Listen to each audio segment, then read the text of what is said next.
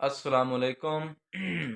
मैं हनुमान कंबोज, तुसी वेख रहे हो मेरा YouTube channel Hanuman Kamboj vlog. दोस्तों उम्मीद करना कि सारे अल्लाह दे फजल ते करम दे नाल ठीक ठाक हो गए।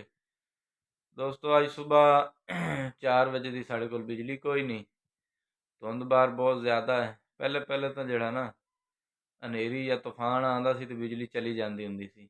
हुण हालात बदल गए ने, मुल्क के हालात नाजुक ने, इस वजह तो ना धुंध तो भी बिजली चली जाती।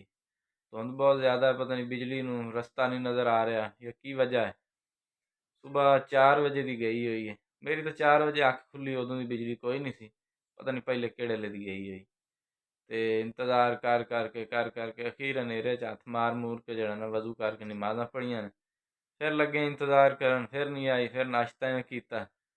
उस तो बाद हाले तक इंतज़ार कर रहे हैं। असी एक शादी ते जाना है, कपड़े इस्त्री करने ने, बिजली कोई नहीं, बैठे हैं।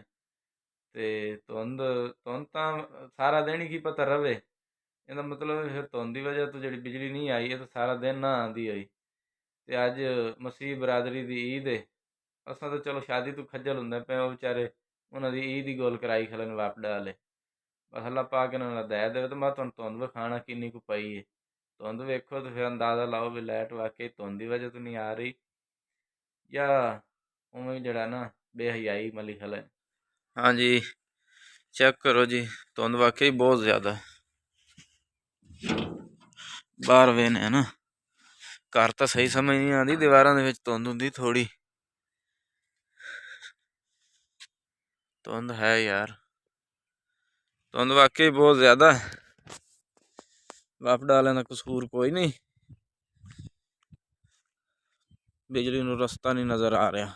है चेक करो जी, है साडा जी शटाला। इधर भी धुंध है क्योंकि फसलों तो धुंध ज़्यादा होंगी है।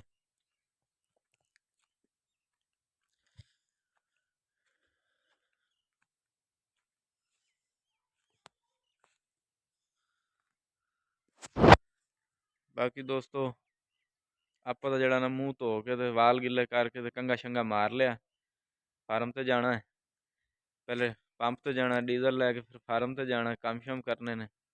क्योंकि यह जी धुंध विच ना नहाउण वाली रिस्क नहीं लैनी चाहिए। ये तो जड़ा ना सीधा सीधा मौत नूं दावत देने वाली गल है। आपां तो सिर गिला करके ते कंघा वाह लिया ते शादी तक जड़ा ना उम्मीद है धुप निकल आवेगी।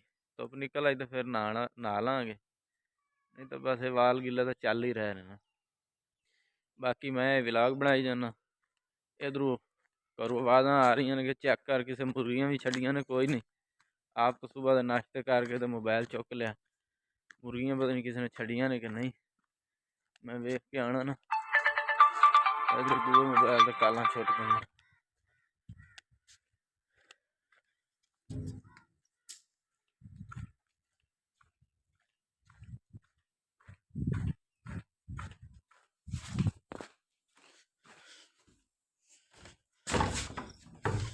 माशाल्लाह माशाल्लाह छड़ दित्तियां ने किसी ने, हैं तो बहुत नेक नेक लोग ने, मेरे तो पहले छड़ दित्तियां ने। ओहो ये तो मस्तियां कर रहे हैं। वो खलो जाओ, पैरों नूं पैंदे जे। ये देखो जी बड़े छिथे पीस ने।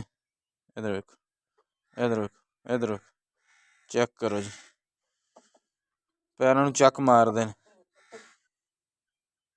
इधर देखो, इधर देखो, ए जी इन्हां दा अब्बा हजूर। ए मियाँ वाली तो तोहफा सानू आया, अच्छी चीज़ है। चेक कर लीए, अंडा ही दिता नहीं कि खाली।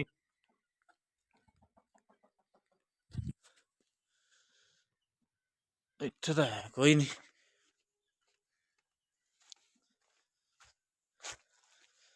मैनू लगता है भी 11 बज चले ने, अंडे की अज छुट्टी। चलो वो लई आना, थोड़ी खुराकां लई आना, सबर सबर सबर।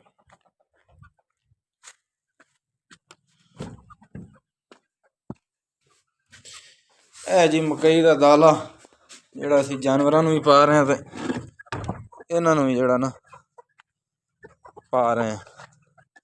जानवरों तो खुश्क ही पाई दा, लेकिन इन्हों जोड़ा ना गिला करके ਭੇ ਕੇ ਪਾਉਣਾ ਚਾਹੀਦਾ। ਬਿਹਤਰ ਤਰੀਕੇ ਨਾਲ ਖਾਂਦੇ ਨੇ, ਉਸ ਤੋਂ ਬਾਅਦ ਇਹਦੇ ਰਿਜ਼ਲਟ ਵੀ ਹੈ ਨੇ। ਕਿਉਂਕਿ ਮੱਕੀ ਅੱਜ ਕੱਲ੍ਹ ਸਸਤੀ ਹੈ, ਮੱਕੀ ਦੀ ਤਾਂ ਸਹੀ ਜਿਹੜਾ ਨਾ ਮੱਤ ਵੱਜੀ ਹੋਈ ਹੈ। 1000 ਰੁਪਏ ਮਣ ਹੈ। ਅਸੀਂ ਸੋਚਿਆ ਚਲੋ ਸਸਤੀ ਤੋਂ ਹੈ, ਚਲੋ ਇਹਨਾਂ ਨੂੰ ਤਾਂ ਪਾਈ ਰੱਖੀਏ।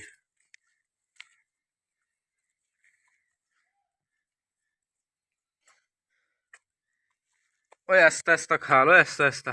ਕੋਈ ਹੋਰ ਨਹੀਂ ਤੁਹਾਡਾ ਆ ਕੇ ਜਿਹੜਾ ਨਾ ਹਿੱਸਾ ਖਾਂਦਾ। ਆਰਾਮ ਦੀ ਖਾ ਲਓ, ਆਰਾਮ ਦੀ। ਆਹ ਸਪੀਡੋ ਸਪੀਡ ਖਾ ਰਹੇ ਨੇ ਤੇ ਗਲੇ 'ਚ ਫਸ ਰਿਹਾ ਇਹਨਾਂ ਦੇ। ਉਹ ਪਾਣੀ ਪਿਆ, ਪਾਣੀ ਵੀ ਪੀਵੋ। ਪਾਣੀ ਮੈਂ ਨੇੜੇ ਚੁੱਕ ਕੇ ਰੱਖਣਾ ਤੁਹਾਡਾ।